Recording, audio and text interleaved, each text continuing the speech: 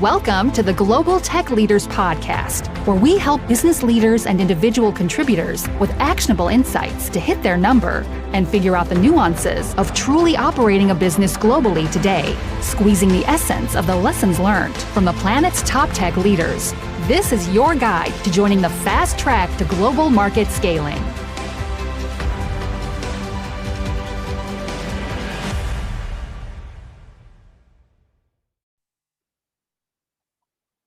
So today we are joined by Oliver Libby, who is co-founder of managing partner of HL Ventures and City of Rock Venture Partners, based in New York City, my favorite place in the world, founded in 2009. HL Ventures is a family of companies representing a new kind of firm. They are dedicated to building high growth businesses that add value to society by protecting and promoting people and the planet, with a strong preference for diverse and founding teams, which we're going to dive right into. Oliver's been invited to speak at Harvard, the UN, numerous business conferences. The work has been covered in publications such as the New York Times, Bloomberg, Business Week, Fast Company, Reuters, and has appeared on CNBC. And he's a Harvard magna cum laude grad. So with that introduction, a very warm welcome. Thanks so much, Ross. I'm delighted to be here, and I don't think about my college days much anymore in terms of the GPA. So it's always fun to hear that come back into the conversation. Indeed, I think that you've had a very interesting career thus far. I do think about my college days. I think about them because it reminds me of how old I'm starting to get and how my hair is starting to gray.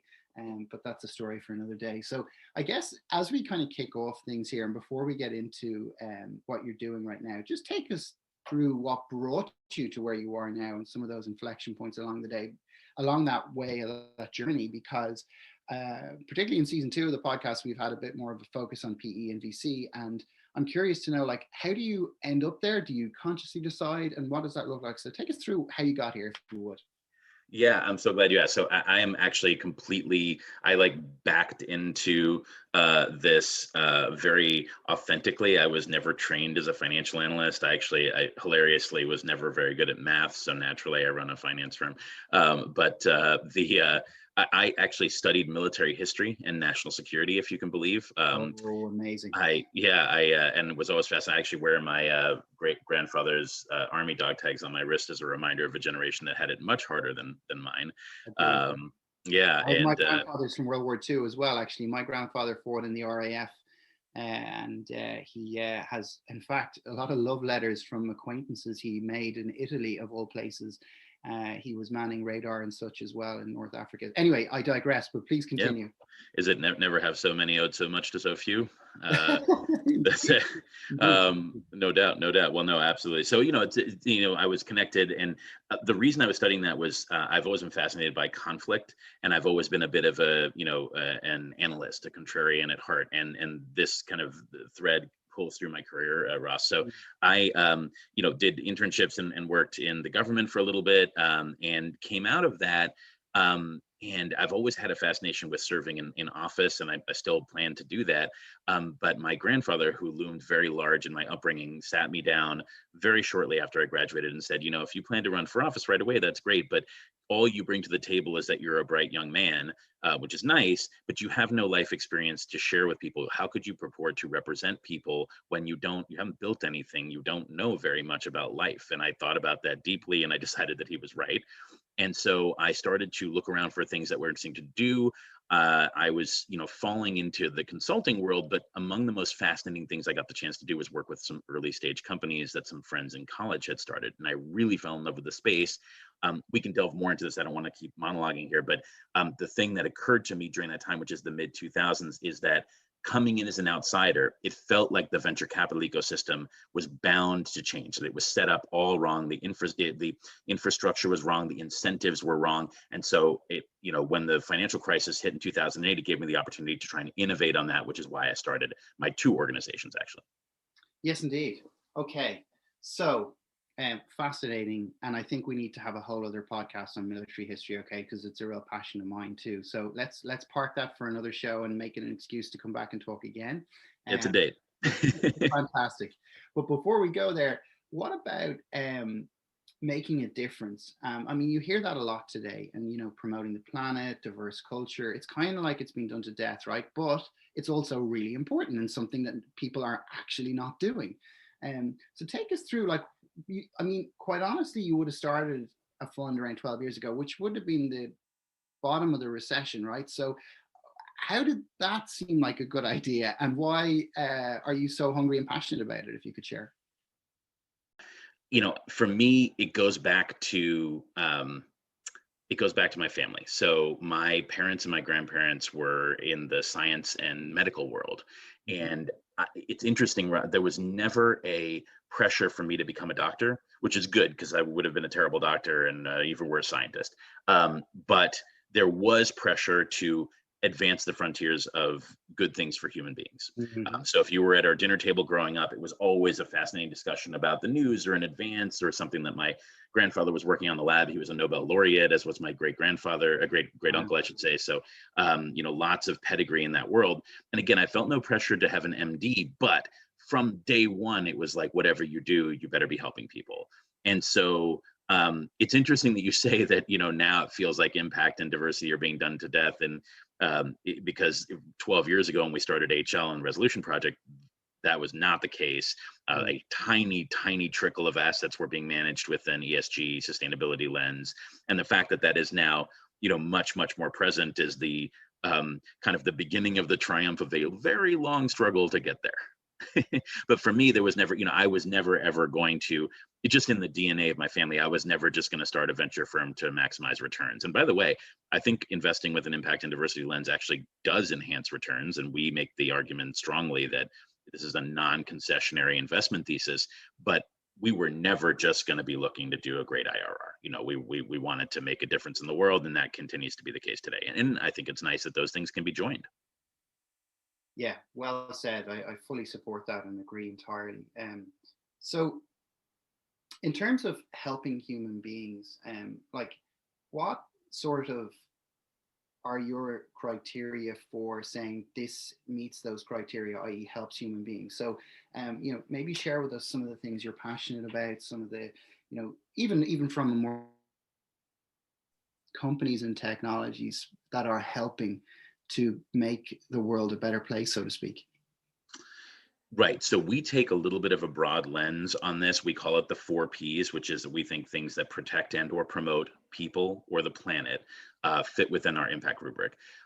Right from the get-go, that's a little bit different than a lot of impact-focused funds, which, will pick a vertical. So it'll be greenhouse gas reductions or it'll be financial inclusion. We think all of that works. We were very intentional about having a broader rubric. We include some things, by the way, Ross, that very few impact investors might agree with. So for example, we do have a fast-growing social media company in our portfolio, but we have them there because they're devoted to privacy and their mantra is service over surveillance. If we could shift the social media space to being more privacy focused, that would be a huge social good, right? There's also cybersecurity companies in our portfolio and predictive threat analytics companies that use AI to predict threats. We think protective industries, as we call them, are also impactful, right? I mean, cybersecurity, people's personal data, financial data, critical infrastructure, national security, that's all worthy. So we have all the things that you would naturally associate with impact funds of financial inclusion, renewable energy, et cetera, but we broaden the aperture a little bit.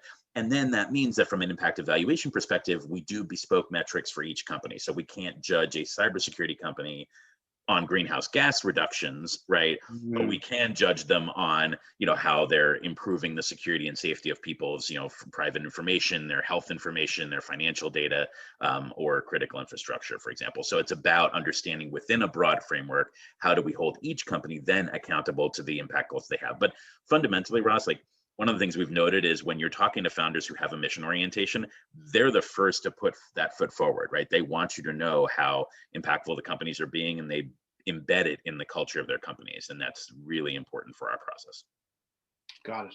Okay. So how do you, like, from a purely a people perspective, how do you identify the type of folks that you want to work with? Like, I have a kind of my own kind of internal gut feel. I don't have a clipboard that I have or an iPad that I check things off. But like, for you, what are some of the really must-haves and some of the deal breakers that you would have when you work with kind of founders? I think it's a really important question, and I think so venture capital, by the way, is a industry that is suffused with mythology and with old ways of doing things that are just received wisdom that no one questions because it's like the way the big funds have generated their returns, or so we think, right? So one of them is, for example, pattern recognition.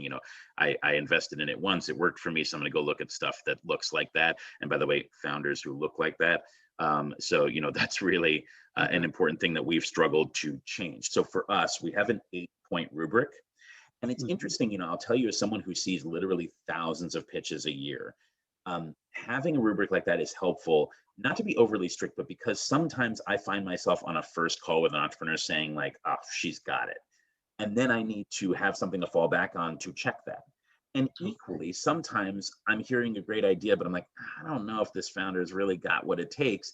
And then we go back to the same rubric and we do our process, right? And our process is quite lengthy. We do not do that thing where, you're FOMO into the hot deal and you decide in 2 days to get involved. We spend a couple months on every company, no matter what. If we get left out of some cool stuff, no problem. There's more than enough opportunity out there. We really run our process on everything. But for us, we're looking, classically at team, product, and market. That's everybody looks at that. We have our ways of doing that.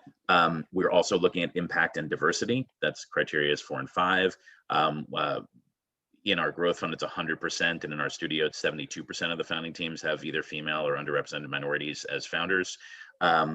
And impact has to be 100%, of course, and we run that 4 Ps rubric over that. The last 3 criteria are quite interesting, though. Number 1 is what we call context. So we're looking at context of the company within our portfolio. Do we have the resources devoted to other companies that we would need to shift towards supporting those companies, this new one that we're evaluating? And the last 2 criteria are what we call resource magnetism, which I call charisma with results, right? So like, you want a charismatic founder, right, or founders to a startup, but you don't just want charisma, because charisma, someone can command a room without actually generating any results. So resource magnetism is like charisma with results. Does that person have an unusual launch partnership? Did they manage to get a bunch of free stuff to start the company? You're like, how did they do that? That sort of resource magnetism, I think, is a really important soft signal for team quality. And then the 8th and last criteria is relevance. And this goes to the heart of the investment thesis of HL. We are in daily active engagement with every portfolio company. This is virtually unique in the venture space, and the few shops that do this.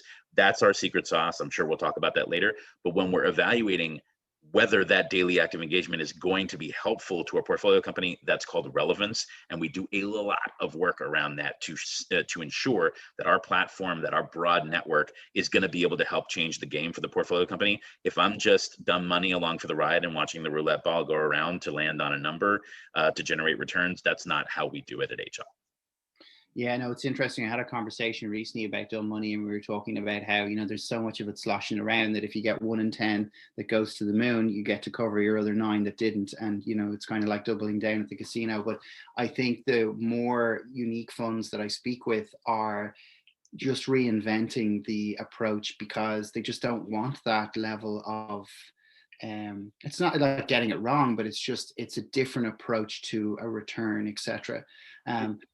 If I can just jump in, I mean, This is one of the other foundational mythologies. What you just described is what we refer to as the power law, which always blew my mind as an outsider when I was getting in. I'm like, how is it that this entire ecosystem accepts the failure rate that they have? Are you telling me that the very talented people who choose to pursue startup life are going to fail 70% of the time or more, and we just are cool with that? Like, in what part of life is that okay, other than playing baseball, right? I mean, the power law failure rates are artificial, and I would suggest to you that it's more about the venture capital business model having yanked the economics from private equity 50 years ago, the 2 and 20 model, and what that model does to wag the entrepreneurship dog, which is to say that you need to find unicorns. So you then force everybody into this narrative of unicorn hunting. Whereas if you apply what we would call, if you're a baseball fan, sabermetrics or Moneyball, right? If you want everybody to get on base and you're okay with 70 or 80% of the portfolio having decent, good returns, and then a few really big ones, that's much better than a 70% failure rate. But I had to retrain my analysts. They used to come to me and say, well, this one investment is unlikely to return the whole fund. And I would say to them, look, if we put $1 million into this and we come out with $4 million, how is that a bad day in anybody's book?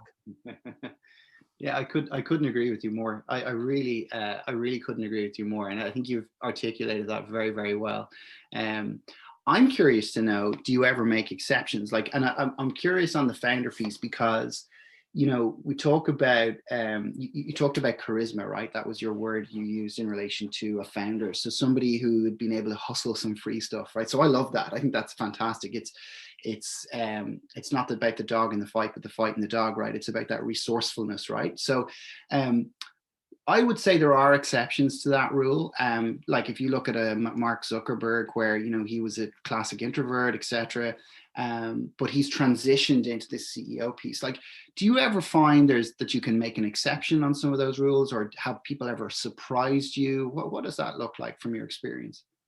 People well, so of course people surprise us. I wouldn't characterize it as an exception to the rule. I would say that we try to apply the rule in ways that understand context, right? So when I look for resource magnetism, that's not the exact same quality in every founder. So for example, we have founders in the portfolio that are, you know, quieter types that don't necessarily dominate every room they walk into. But then somehow it's like, but they got their CTO to do the first year of work in the company because they were friends, and you know, they didn't have to pay for that work, and then now they're, you know, compensated. I mean, there's just all sorts of ways you can get to the bottom of whether someone is magnetic, and actually that's why we use resource magnetism instead of charisma as the criteria, because pure charisma bespeaks also to a certain extent a particular background, like maybe a more privileged background, a background where you have confidence walking into every room and dominating it. We work, for example, with a number of Black founders who I've traveled the world with, and they're often the only Black person in the room in the innovation sector. And even so, they're magnetic, and they have, you know, coalesced immense resources and belief behind what they're doing, but coming from a way behind starting place just because of who they are and the networks that they initially had, right? I wrote a piece at one point on another mythology in venture capital, the mythology of failing forward. And if you think about it for a second, that works if you live in Palo Alto, right? If you're surrounded by angel money and everyone's expecting you to move quickly and break things, and you can blow up your first cap table and your first $3 million seed round because you're going to just come up with the next idea. But you try and be like a Latinx entrepreneur in the outskirts of Broward County, blowing up your first $1 million that you painstakingly raised from your community and your church. You don't get to go back and do the second company. And that is really important that we understand, right? So that's another mythology that needed blowing up. Wow, I've never thought of it that way. Okay, that makes a ton of sense. So I suppose your angle is that because it's accountability is what that comes down to, right? It's the source of the funding in that. Is that a checkbox for you? Like, is that, I suppose, what's the pattern there? Is that a given that will ultimately lead to folks who are more, I guess, personally, from a personality or a, you know, an ethical standpoint, more, you know, invested or more knee deep in the projects that they're working, right? Well, look, one of the things working with underrepresented founders in general, women, minorities, and others, is that they take that first cap table really seriously, and there's a tenacity there because there's a real sense that this is not something that's just a rinse and repeat. I can do another company in no time, and I think that's incredibly important. And you know, look, the Silicon Valley model has seen some success, no doubt, right? I mean, I'm not trying to take away from that, but what I'm saying is that success has been kind of homogenized, right? It's the same story again and again and again. And I think if we're going to broaden what impact and innovation mean for the United States and for the world, we're going to have to broaden our definition of entrepreneurship and the outcomes. So, for example, if we have an underrepresented founder who can generate a company from scratch that you know, sells at some point for $100 million, that's an enormous win, right? And that sets that person up also to then become a funder and an ecosystem unto themselves. So, you know, over the time scale of innovation, that works out, but it's important not to just try and make every company in the portfolio into a unicorn that has the same kind of hoodie wearing billionaires vibe. Yeah, I hear you. No, that's very good. So like, talk to me about a specific technology that you feel is incredibly disruptive. Like we touched on social media as well. That's a good example. But I want to talk about bigger things that are really, really going to, you know, potentially just make it, because you're making me rethink some of the, you know, assumptions I would have had around the space. Talk to me about some technologies that are making people rethink and redo the way they operate, as it were. Yeah, I mean, there's many examples of that, Ross. I would say one thing we've been focused on lately, and by the way, it's funny, we're a generalist, industry agnostic organization. So we always say we are investing at the nexus of growth, impact, and diversity. And if that's biotech, that's great. If it's an awesome plant-based ice cream, that's great too. One of the theses that we've been looking at carefully of late is what I call fintech for X. So there's been a boom in fintech, to be sure. But what's really interesting is when you see fintech being applied to other sectors in order to unlock things that were previously impossible. I'll give you a good example. We had an announcement just this week of a Series B for a company called Sealed. And Sealed is an energy efficiency company, but it's actually a fintech company dressed up in energy efficiency clothing. If you remember 10 years ago, there was a moment in the solar power industry where a trio of companies, SolarCity, Sunrun, and Sungevity, with some help from SunEdison and a few others, uncovered the fact that the main barrier to making solar panels on rooftops possible was financing those over the long term for homeowners. It took it out of the realm of, do you believe in climate change or not? I certainly do. And into the realm of, is this financially possible for your family to do, and will you save money? And when those companies did that, the solar rooftop boom started, and now every third van I pass on the street, where I live, is installing solar panels somewhere. And it's not a political thing; it's a great family, economic thing. So what Sealed is doing for energy efficiency is the same thing. They are providing the financing available to families to retrofit their homes for energy efficiency. They are agnostic as to what to do, but as their company name suggests, Sealed, most of what you have to do is just seal your doors and windows better. Now, sometimes you need a dandelion geothermal pump. Sometimes you need solar on your rooftop, and it's okay, whatever the solution is. The barrier wasn't what will make your home more energy efficient. It was, how would I pay for it as a family that needs to come up with 8 to 10 grand? And I'm never going to do that just to buy some energy efficiency over time. So what Sealed is doing is using fintech to make homes affordable, clean, comfortable, valuable, and sustainable. And that's really, and we're seeing that. We have another company in the portfolio that's doing fintech for healthcare payments. We have one that's doing fintech for low-income housing, energy and infrastructure retrofits. So that fintech for X movement is unlocking great value in other areas, which I think is really exciting. Wow. Yeah, you're starting to see that in Europe as well. In our part of the world, you're starting to see that a little bit more as well, where you can, if you're willing to pay 20 to 40 bucks a month, you get to save a couple of $100 a month. And that tends to be a very viable, attractive option for people. They're like, okay, well, exactly right. I don't have the 8 grand or the 10 grand. I might get 3 grand back in my energy, in my grant from the government or the state, but I have to wait 3 months for that to happen. And therefore it's a cash flow kind of scenario. So I like that message. And absolutely save third of your bills. Why the hell wouldn't you do it? Yeah.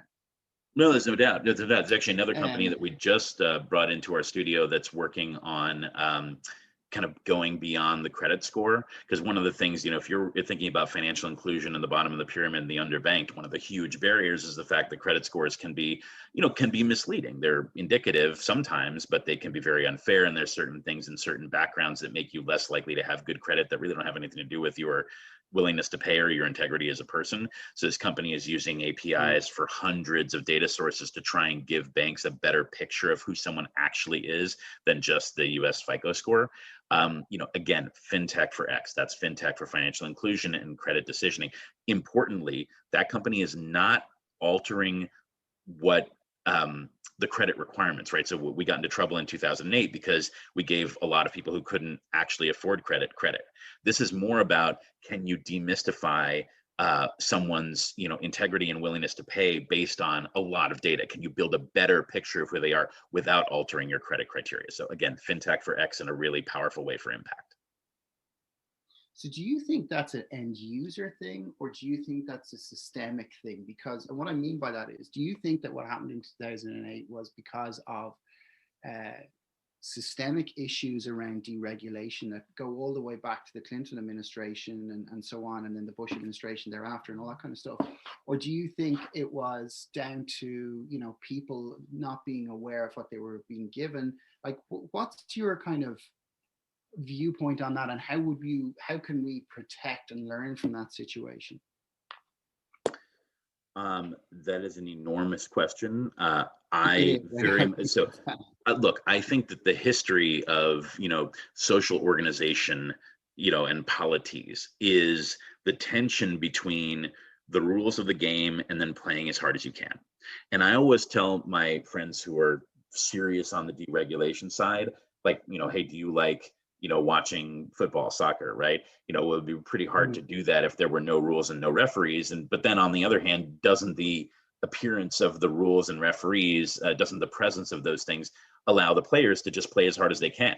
And, on the margins, you have people faking falls and, crying foul. But in point of fact, the fact that there are some rules then allows the players to just get into it, right? And so in the same way, I think, when you remove a lot of the barriers, we human beings like to try and maximize. And so if you can get, if I can buy a house for no money down and have the American dream, or, the dream of home ownership, then you can expect a lot of people are going to try and do that. And then you layer on the fact that there were no rules around how banks were selling these things.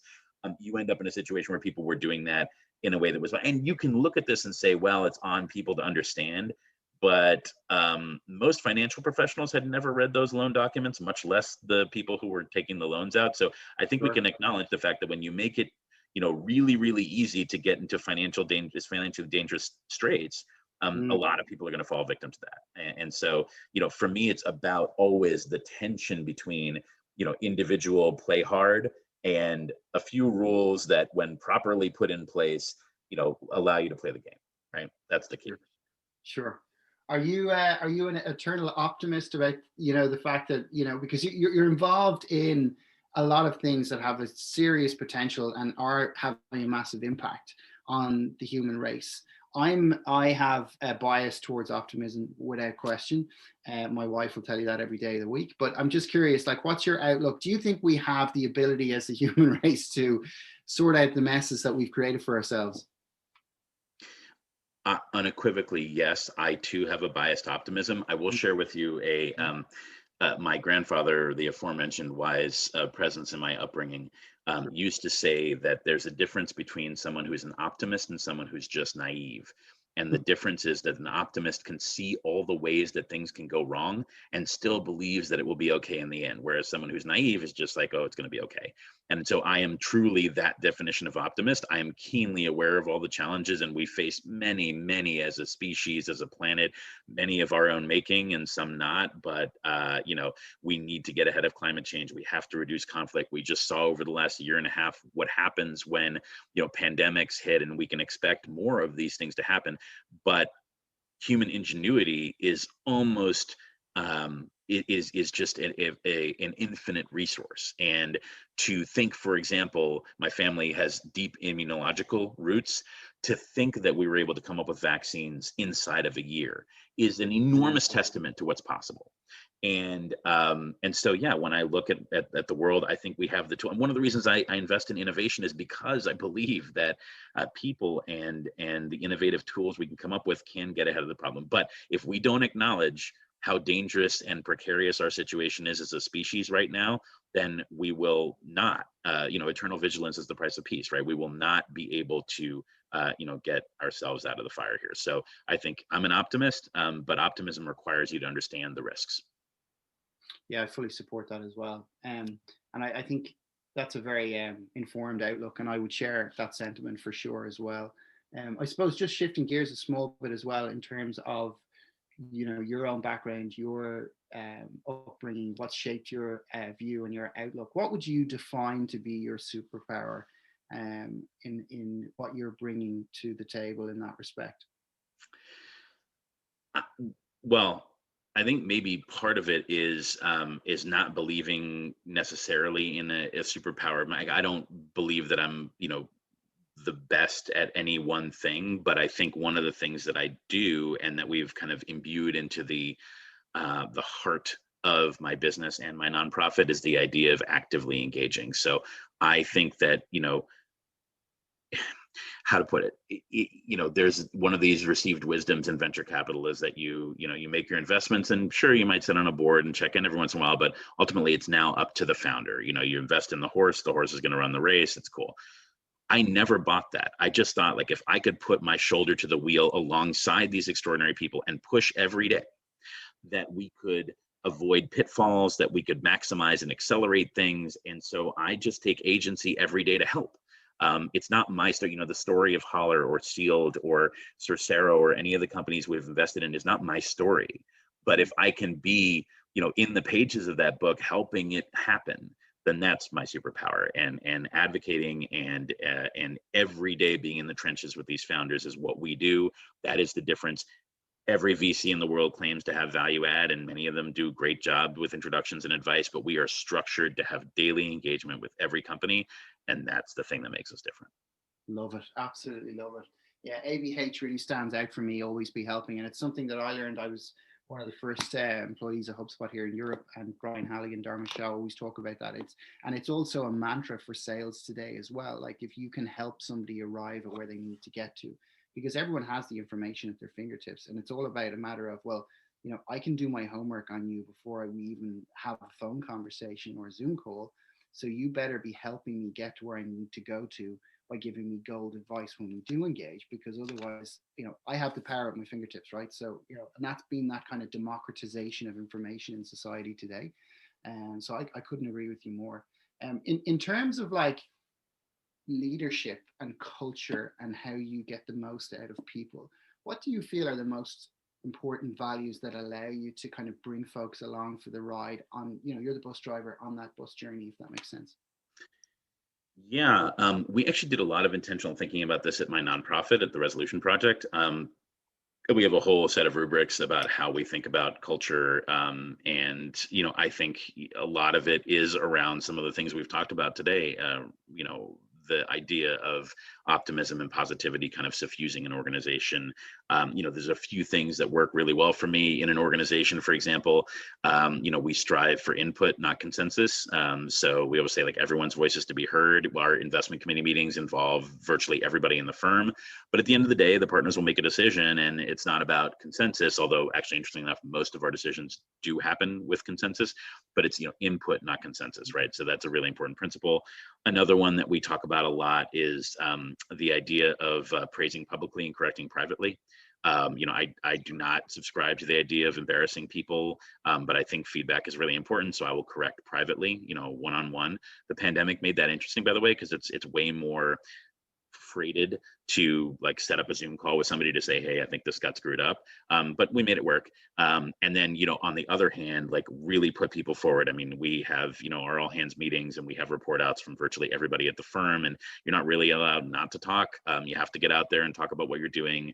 And then when things are going well, we shout out people constantly, right? And there's just, it never gets old when you're a member of an organization to hear your name in praise. Right. It just, it might feel stilted, although I think we do a pretty good job of it. But if you hear your name, it's like, hey, and by the way, like, we got this really great thing done. Ross did was delivering ore on that. Good on you.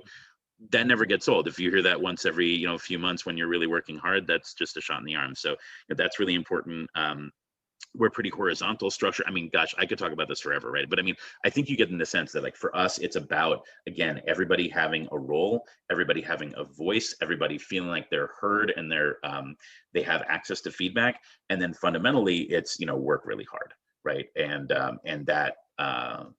that suffuses the entire organization, and we just get extraordinary things. The other thing is, by the way, longevity is really important. I'm the enemy of churn. At HL, we have never lost a staff member in 12 years. Wow. We did have someone leave to start a company, which is now in our portfolio. So still in the family and still an entrepreneur partner in residence, as we call it. But and even at the Resolution Project, where we've, you know, just a little bit more, you know, folks are still involved as volunteers after they leave. Like, you know, it is so heavy on an organization to retrain and restaff, that if you can invest in your people and bring them along, and they feel like they have a real future in your organization that is more than just kind of like HR talk, you're going to get immense results. So I think Richard Branson may have said this, but it's train people so that they can leave, and treat them so well so they never do. And as usual, he nailed it. He's been known for a few wins in his time, for sure. And have you sat down with your folks and said, you know, like, what are you still doing here? And because they have to have a vision, right? They have to have this is part of my life's journey. I can see 5 and 10 years into the future. They've been there for 12 years. And in 12 years, you know, you haven't lost anyone. Never heard that on the show before, by the way. How do those conversations go? I mean, just give us a couple sound bites if you would. Yeah, I mean, look, I think we do, and I'm sure my team will tune into this, and I hope they're nodding when they hear this. But we do some, every few months we have a longer aperture conversation with each member of the team. What do you want to achieve? Where do you want to be? And the example of this awesome gentleman, Roshan Patel, who was a principal at my firm, and then went on to found actually one of these fintech for X companies called Walnut. Really exciting. And with Roshan, he and I would have robust conversations about the future, but he had been quite clear that at some point he felt like he had the itch to go and do a startup and the skill to do it. And I didn't disagree with him whatsoever. And so when he told me about the idea for Walnut, you have a moment as a manager, right, where you're like, do I try everything I can to hang on to my person? Do I kind of dissuade them? Do I kind of, throw cold water on this idea because it's good for me to just keep my people? Or do I say, wow, good grief, this is a great idea. Like, all right, how do we talk about, can we help you effectuate that? And how do we keep you in the family? And that's the conversation we had. So yeah, it's about, I would never want to suggest, why are you still here? Because I know why they're still here. I love our firm and I think we're doing a great job. But we're certainly looking out to plan ahead. And frankly, when we interview people for new roles, we talk about that in literally the first round. What is your 10-year plan for yourself? How do you think about longevity with a place? What is your ambition for yourself, and how can we co-create that from the first interview? Wow. And what are the answers they give in interviews? Because I've never heard of a 10-year plan. I've heard it, myself, my wife, maybe, but a 5 year is the norm. What sort of answers do you get to that 10-year plan question? Yeah, so we ask it in terms of we don't say well, what job title and exactly what city do you want to be in 10 years, but it's where do you see yourself in 10 years? What would you like to say about the life you're leading, the impact you're having, right? And what happens is people are quite frank. They'll say, well, so here's some stuff you expect, right? Which is, if you're interviewing a principal, you'll hear well, I would, by that time, of course, I'd want to be a partner at a firm and all that. That's kind of table stakes. And if I don't hear that, I'm kind of wondering why.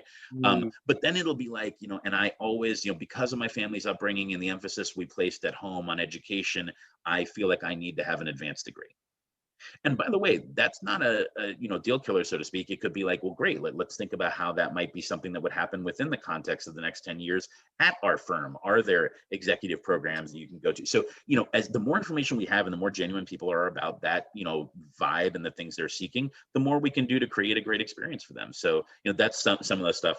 It might be that, hey, I hired a so we're a majority female firm, and I hired someone who told me right up front, I expect to have kids and I expect to have them soon. I hope it's not going to be an issue when I go on maternity leave. And my view was, if anyone says it's an issue when you go on maternity leave, you probably don't want to work there anyway.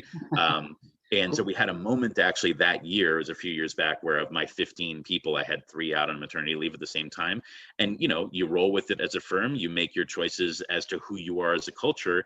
And, fast forward several years, all 3 of those fantastic women are still with us. And I think there's a good reason. Love that. I could talk to you all day on that topic alone. I had my own good wife on the show recently as well, and we were talking about that and how that impacts your career and what you need to do to get to certain places, etc. And certain companies hadn't thought of that, and what other companies do. Look, that's a whole other topic I'd love to get into another day, but there's a lot in that, and hat off to you, sir, for that approach. I value that greatly from the context of having had 3 children myself. I know what that's like in terms of your career. So as we round the corner here and wrap things up here, what would be your advice to founders who are looking to grow and going through hell and coming out the other side? It's tough times right now, and certain people have been impacted by the pandemic in different ways. Certain people have done well out of the pandemic, but quite frankly, there's going to be something, right? There's always going to be difficult times, be them economic, be them socioeconomic, be them political, whatever the case may be. You've got to work with what you've been given. What would be your kind of tidbit or takeaway advice, or say, moment of inspiration for those founders who are going through those tough times, but ultimately believe in what they're doing? The most important thing is, don't let anyone else write your story. That's not the same thing as don't take advice, but so much about our ecosystem in innovation. And if we were to narrow things down a little bit more, venture-backed innovation, which is a small, rarefied set of entrepreneurs, so much of that is about these patterns and these well-worn pathways that are kind of the only way you can get there. And you need to build a company that looks like X if you want Y.